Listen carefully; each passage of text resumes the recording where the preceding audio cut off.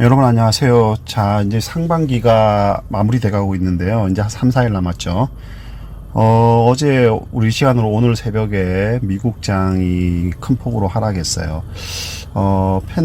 코로나가 다시 또 이제 크게 유행하면서 미국이란 나라에서 미국 확진자 수가 엄청나게 많이 증가하고 있죠. 그러면서 이제 셧다운이 다시 발생할 수도 있다. 이런 우려가 나오고, 텍사스주인가? 미국 캘리포니아 주에 이어서 텍사스주가 인구가 두 번째로 많다 하는 것 같은데, 거기서 이제 다시 또 이제 주지사가 좀, 코로나로 인해서 좀 유흥업소 이런데 좀 통제를 한 그런 조치를 취한 것 같아요. 그리고 이제 점점 미국 전역에서 좀 환자가 다시 많이 늘어나면서, 미국 증시가 크게 폭락했어요. 다우 증시가 2.84% 빠졌고, 나스닥이 이제 2.59% 빠졌어요. 이건 이제 이번에는 나스닥도 예외 없이 그냥 빠져버렸네요. 이렇게 되면 이제 우리나라가 영향을 받을지 안 받을지 일단 받긴 받을 거예요. 받긴 받는데 이제 미국 코로나 인구 증가는 미국의 문제이죠. 일단 미국 내부의 문제. 미국이 세계 제1의 강대국이지만 의외로 이런 질병 같은 게 감염이 되면, 이게 확산되면 의외로 통제가 또 잘 안 되는 국가일 수도 있어요. 특히 이 자유가 너무 이렇게 좀 지나치게 강조되는 것 같아요. 그러니까 마스크 쓰는 부분도 그렇고 여러 가지 부분. 그리고 또 이제 또 미국 저기 시골이나 이런 골짜기 가면은 또 여전히 또 의외로 또 이 도시 지역하고 다르게 이게 이 사람들의 인식이 좀 다른 것 같아요. 네. 그러니까 세계 제1의 강대국이라고 하기에 좀 민망할 정도로 인식들이. 그래서 미국 같은 데 가면은 이제 사실 이런 바이러스가 감염이 확산되면은 이런 사회주의 국가라든가 이런 국가들이 사실 통제가 더 쉽죠. 예. 통제가 더 쉽기 때문에 중국도 어쩌면 그래서 더 빨리 잡혔을 수도 있는데 최근에 다시 나타나기 시작하지만, 그래서 이제 미국이 다시 크게 환자가 남미하고, 그러니까 아메리카 대륙 전체가 크게 확산하면서, 지금 다시 이렇게 돼갖고 좀 우려스럽긴 해요. 이 상황이 이제 상반기 종료를 앞두고. 우리나라도 이 영향 받아서 이제 최근 들어서 이제 폭락과 급반등을 두 번 겪었는데, 요게 또 월요일날 폭락으로 이어질 가능성도 있긴 있어요. 우리나라 장이. 근데 이제 사실 미국장 폭락의 원인으로 봤을 때는 큰 상관성은 있어 보이진 않지만, 미국이 글로벌 시장에 미치는 영향력이 있으니까 또 이제 이 부분을 또 무시할 수가 없죠. 네. 그래서 이제 우리나라가 지금 2200선 언저리에서 다시 또 하락을 또 주춤주춤 하고 있어요. 우리나라가. 그래서 이게 좀 약간, 뭐라고 해야 되나, 하는 약간 트라우마, 박스권에 대한 트라우마 같은 게 있어요. 우리가 2018년도에 2600선을 뚫어서 3000 가나, 이런 기대감이 부풀었는데, 역시 이제 밀려서 다시 이제 박스권 안으로 들어왔는데, 이게 지금 한 10년 동안 계속 2018년도 급등할 때 빼고, 2600 갈 때 빼고는 한 10년 동안 계속 2200선 아래에서 2000 사이에서 박스권에서 움직였단 말이에요. 좀 갇혀 있었어요. 이게 이제 트라우마 같은 게 있는 것 같아요. 그러니까 오르면 항상 밀어내가지고 박스 안으로 집어넣어 버리니까, 그래서 이제 박스권을 이용해갖고 매매하는 사람들도 은근히 많았었죠. 그러니까 이제 항상 선에 오면은 밀리고, 항상 어떤 밑에 선에 오면은, 밑에 지지선에 오면은 오르고 하니까네, 선에 오면은 자동적으로 사고, 또 위에 선까지 올라가면 그냥 파는 거예요. 이유 없이. 박스권이랑. 그래서 이제 트라우마 같은 게 있어서 그런지 모르겠으나, 이 사태를 어떻게, 이제 최근에 보면은 이제 2200 급반등해갖고 올라와가지고 코로나 폭락으로 인해서 지금 2200선을 언저리까지 왔을 때 2200선 뚫고 2300 가나 이런 거를 저울질할 틈에 이제 여지없이 또 밀려가지고 최근에 주가 흐름을 보시면은, 우리나라 주가를 보시면은 그런 게 여지없이 나타나죠. 코스피 같은 거도 봐도, 네, 이래 보시면 이제 쭉 올라오다가 2200 1900 뚫고 이제 2200 언저리에 다 돌아갔고, 2200 못 넘고 2195에서 여러분 보이시죠? 2195에서 이제 밀리기 시작한 거예요. 2500 딱 못 뚫고 나가고. 그죠? 여러분 보이시죠? 그러니까 이게예요, 이게. 이게 이제 이런 식으로 되면은 이제 밑에 저지선까지 또 이제 갈 가능성이 있죠. 한번 보시면은 이제 뭐 월별로 딱 보시면은 여러분 보시죠, 보이시죠? 2010년도 여기가 여기에요, 여기 요선이죠, 그죠? 예, 여기 제가 펜으로 한번 해볼게요. 2010년도가 여기 있어요. 자, 요선이 어디입니까? 1900선부터 2200 쭉 보세요, 여러분. 주가가 여기서 계속 움직였어요. 10년 동안. 그쵸. 요때 2018년도에 2600 한번 급반한 거 빼고 2017, 18년도 요때 이제 급반한 거 빼고는 계속 박수권이에요. 지금까지. 그러니까 이게 약간 트라우마 같은 게 있어요. 한국 그 주식시장은. 그러니까 사람들이 어떤 모습을 보이냐면은 요게 요선 되면은 사요. 요선 되면은 이제 1900선 정도 되면 샀다가 한 2200 좀 언저리 더 하면 그냥 파는 거예요. 그냥 파는 거예요. 이유 없이. 단지 그 박스권이기 때문에 여기는 분명히 내릴 거야. 이제 몇 번 경험하니까 학습 효과인지 모르겠으나 이제 내릴 거야. 이렇게 미리 팔자 이렇고 2200 언저리에서 꼭 파는 거예요. 이번에도 그렇죠. 이번에도 보시면은 아까 제가 보여드렸죠. 네, 똑같아요. 네, 2200 언저리에서 그냥 장중에 2200 뚫었었던 것 같은데 그냥 종가는 아니었죠. 아까 보셨죠, 여러분? 네. 자, 그래서 지금 또 코로나가 하락한 이후에 W자 반등이라 해가지고 다시 2차 폭락이 온다 그래가지고 뭐 증시가 또 막 혼란스럽게 했는데 결국 2차 폭락 안 오고 그냥 V자 반등 지금까지 쭉 해왔잖아요. 그래서 이제 뭐 그 폭락론을 W자 반등을 주장했던 사람들이 쏙 들어갔어요. 쏙 들어갔는데 뭐 오히려 더 급하게 상승했죠. 근데 지금 또 나오고 있어요. 이제 뭐 7월 위기설, 9월 뭐 급락설 뭐 이런 게 또 나오고 있어요. 그러니까 이제 상반기에 반등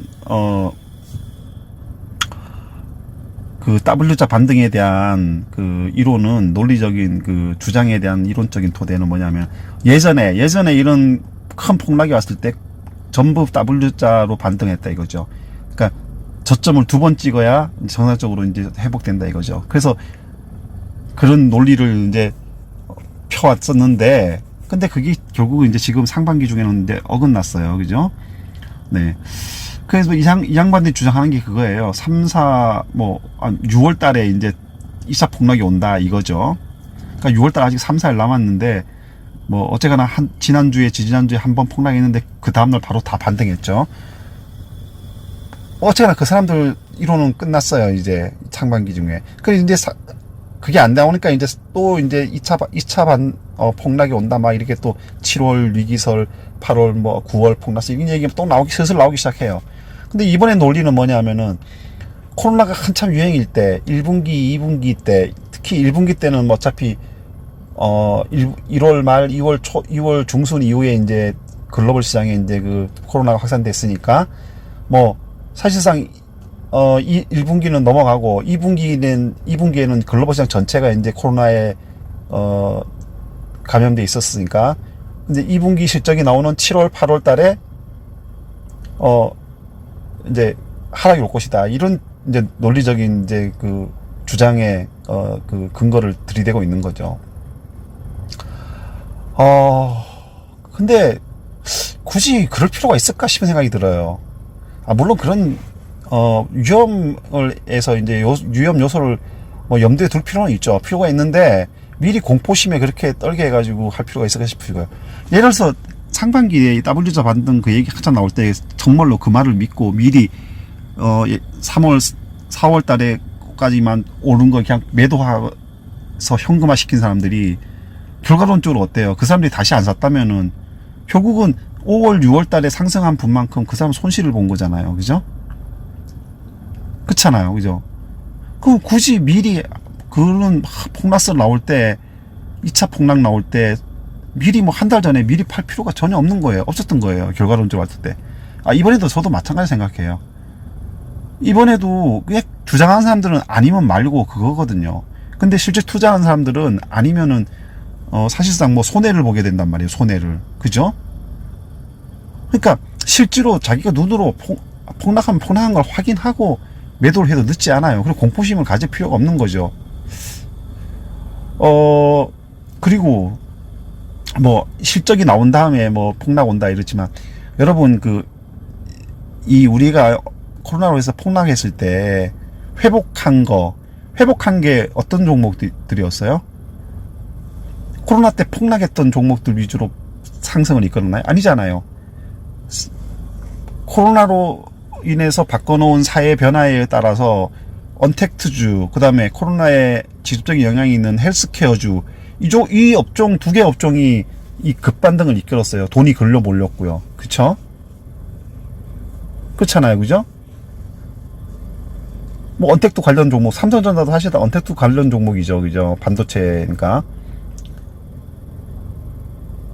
근데 삼성전자는 이제 이렇게 급반등하지는 않았어요. 그죠? 네. 오히려 이제 직접적인 언택트 종목들하고 헬스케어, 뭐 코로나 치료제 관련, 뭐 백신 관련 이런 종목들, 제약주 이런 종목들이 많이 올랐죠. 그죠? 자, 그러면은 그런 종목들이 올랐어요. 그러면은 코로나가 계속 지금 이어져 왔다네요. 6월 달까지. 그러면 여전히 그 종목들은 유효성을 가지고 있는 거죠. 향후에도 계속 성장 가능성이 있는 종목이고, 코로나가 이끈 코로나로 인해서 주목받게 된 산업들이잖아요. 언택트하고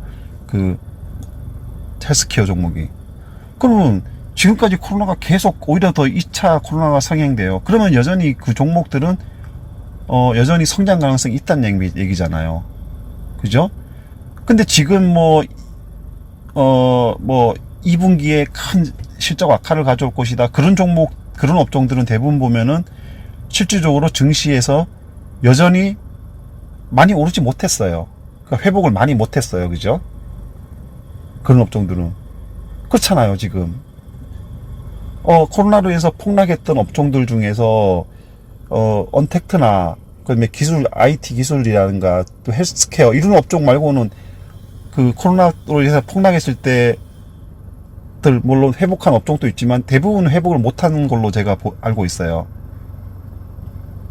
그죠? 상당은. 그러면은 2분기 때 실적이 악화된 종목들이 1분기에도 실적이 악화됐을 거 아니에요. 근데 증시를 이끈 종목들은 언택트하고 기술주, 헬스케어 종목이잖아요. 그러면은 그런 업종들이 2분기에 실적이 더 악화된다 해가지고 이 증시에 미친 영향이 굉장할까요? 저는 그렇게 생각 안 들어요. 물론 약간의 영향을 받을 수 있지만, 그렇기 때문에 저는 그런 7월 폭락설 어쩌고 나와도 겁먹지 말고 미리 수익 실현할 필요가 없는 거예요. 그러니까 제 말은 미래는 아무도 몰라요. 그렇기 때문에 미리 겁먹고 미리 선제 대응을 할 필요가 없다 이거죠, 내 말은. 자, 예를 들어서 보세요. 3월부터 지금까지 쭉 사서 3월 사서 지금까지 쭉 들고 온 사람이 있다 쳐요. 자, 그러면 만약에 지금까지 한 100%를 벌었어요. 100% 수익을 냈다 쳐요. 그러면은 향후에 7, 8, 9에 또 오를 수도 있고 더 폭락할 수도 있잖아요. 그러면은 여러분들이 100% 수익 냈어. 근데 만약에 올랐을 경우에 가정해봐요. 그러면은 안 팔았으니까 수익이 더 늘어나겠죠. 130, 140 될 수가 있겠죠. 130%. 근데 만약에 하락할 거를 예측하고 미리 팔았어요. 지금 100% 수익 내고. 100% 수익 내고 팔았다면은 어떻게 될까요? 만약에 그게 하락하면 다행이지만 하락하지 않았다면은 손실을 보는 거죠. 근데 그렇기 때문에 100% 수익이 났다 쳐잖아요. 그러면은 만약에 당장 7월부터 하락이 시작돼요. 하락이 시작되면은 하락하는 거 보고 던져도 상관없는 거예요. 괜히 더 상승할 수 있는, 어차피 반반의 확률이면 상승함으로 인해서 얻을 수 있는 수익을 포기하고 그럴 필요는 없다 이거죠. 지금 이제 6월이 다 갈수록 계속 그런 얘기가 더 나와요. 지금 2차 폭락설, 7월 위기설, 9월 폭락설 이런 얘기들이. 근데 지금 그 영향 때문인지 몰라도 지금 개인 투자자들이 굉장히 주춤하고 있어요. 그리고 신용 물량도 또 이제 삼성전자 매도를 통해서, 그러니까 삼성전자에도 신용이 많이 들어가 있었다는 얘기죠. 매도 최근에 이제 급반등하면서 삼성전자에 있던 개인 매물들이 신용 물량들이 많이 빠진 것 같아요. 물론 이제 뭐 이렇게 소속한 테마 중에 쪽에서는 여전히 신용 물량들이 많이 들어오고 있지만, 큰 어떤 흐름에서의 어떤 신용 물량은 이제 조금씩 줄어드는 것 같아요. 지금 줄어들고 있나 보더라고요. 그런 이런 7월 위기설 이런 영향도 있다고 생각이 돼요. 그리고 이제 테마주가 더 이상 안 오르니까 뺀 그런 것도 있고요. 복합적으로 작용하는 것 같습니다. 자, 그러니까 이제 지금 주식이 물론 3, 4, 5, 6보다는 상승 속도가 느리긴 하지만, 그렇다고 해서 뭐랄까요, 좀 폭락에 미리 대응할 필요는 없다고 저는 그렇게 생각이 들어요. 그리고 이제 아까 처음에 얘기했던 뭐 어떤 박스권에 대한 뭐 그런 염려 때문에 지금 뭐 투자가 주춤주춤 할 수도 있긴 하지만, 여전히 이제 우리나라에는 사실 유동성은 돈이 갈 데가 없어요. 지금 부동산 이번에 대책 나왔죠. 6월 17일인가 대책 엄청 강해졌어요. 거의 뭐 이제 자기 집 외에는 거의 이제 다른 집을 가지지 못하게, 그렇게 아주 만약에 가지려면은 오히려 더 많은 손실을 감수해야지만 가질 수 있거나, 아니면 그 집을 온전히 자기 돈으로 살 수 있는 현금 부자들이나 투자할 수 있게 그렇게 이제 규제를 엄청 강화시켜 놔버렸어요. 그러다 은행 금리 지금 실질적으로 뭐 정상적인 적금들도 1%가 채 안 되죠. 0. 몇 %죠. 여기서 돈이 어디 가겠어요? 주식에를 밖에 못 가잖아요. 물론 양도소득세가 나오지만 양도소득세는 2023년부터잖아요. 그리고 지금 우리나라 현실에서 주식에 대해서 2천만 원 이상의 수익을 내는 사람들이 5% 정도밖에 안 돼요. 지금 현재는. 그렇기 때문에 지금까지는 주식 투자에 가장 돈이 몰릴 수밖에 없는 게 이 현금 흐름의 구조적인 현재의 모습이죠. 그러니까 어쩌면 지금 이 7월 폭락설이 올 거라고 대비해가지고 미리 지금 돈을 빼는 사람들이 상당수 있다고 보여져요, 저는. 뭐 9월 폭락설 이런 거 대비해가지고. 그러니까 이제 다시 폭락설이 오면 그때 다시 또 들어오겠다. 이제 이거죠. 그러니까 개인 투자들이. 지금 주가가 주춤한 이유는 뭐 여러 가지 요인이 있겠지만, 아까 얘기한 제가 뭐 박스권, 그 다음에 이런 7월 위기설, 이런 것들이 다 복합적으로 작용한 것 같아요. 그러니까 이제 그 투자자들의 상당수가, 이제 그 투자가 좀 공격적인 데서 좀 많이 완화된 모습을 보이고 있거든요. 그래서 뭐 이제 뭐 언젠간 하락이 오겠죠. 주가가 계속 상승하지 않는 한. 네?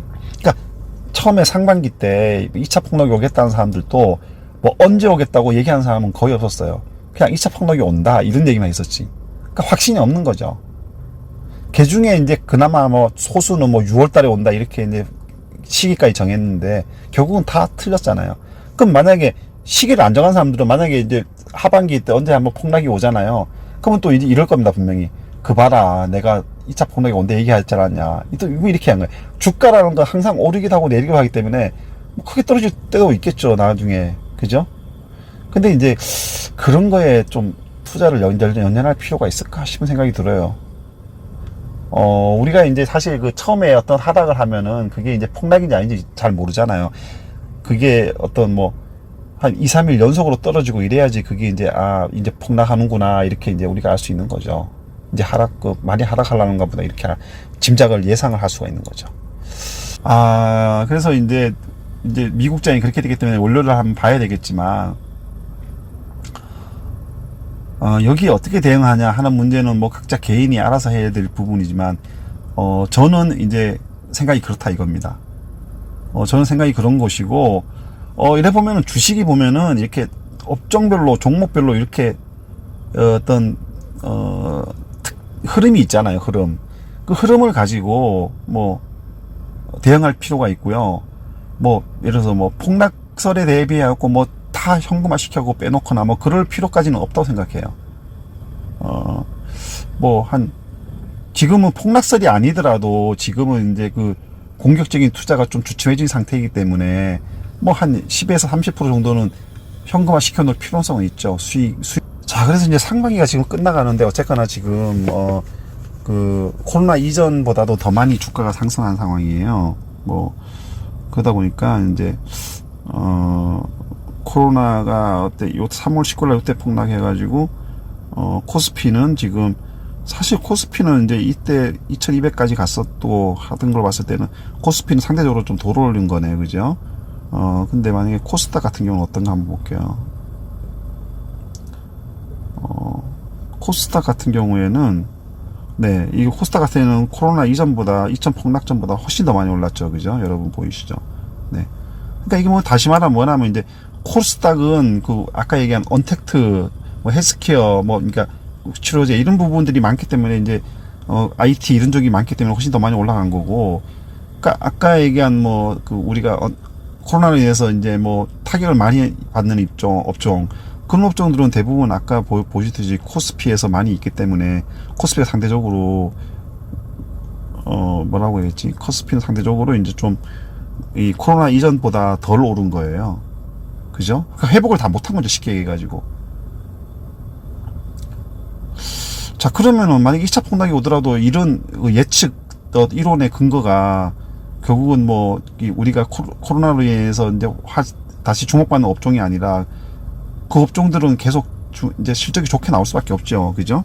코로나로 인해서 계속 그 업종들이 성과를 입었으니까.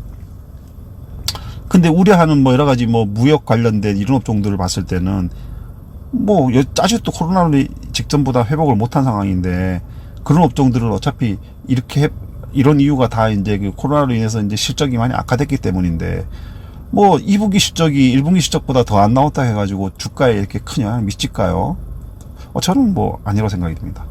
어쨌거나 이런 거 이제 이건 제 생각이니까 여러분들이 이런저런 얘기들 다 들어보고 뭐 현명하게 판단할 수밖에 없는 거죠. 사람마다 생각을 다 다르니까 뭐 내 생각을 강요할 수도 없고, 그러니까 제 생각은 이렇다는 것도 여러분한테 말씀을 드리는 거니까 이제 또 여러분들도 이런저런 폭락설에 대한 주장도 한번 들어보시고 뭐 그렇게 해가지고 뭐 이제 하반기 장에 좀 대응하는 좀 이렇게 전략 같은 걸 잘 짜면은 될 것 같습니다. 네. 어쨌거나 좀 오늘 연이틀 연이틀이 아니구나. 오늘 또 다시 또 그 미국장이 폭락해가지고 월요일장이 일단 좀 보수적으로 접근해야 될 것 같아요. 초반에는. 네.